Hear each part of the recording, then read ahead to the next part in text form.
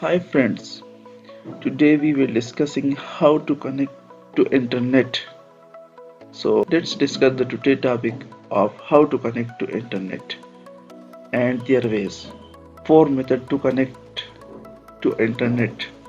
So the first one is Wi-Fi, second one is landline, that is RU45 connector. The third one is mobile hotspot. So today we will discussing the fourth method of connect to internet. So let's start.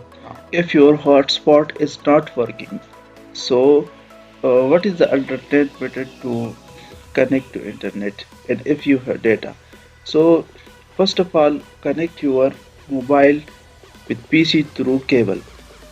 So this is my mobile, and my mobile is connected to my PC. So and turn on your data. So let's go to hotspot, then turn on USB tethering. Now our PC is connected to internet. Now we can use our mobile data to. This is the fourth method to connect to internet.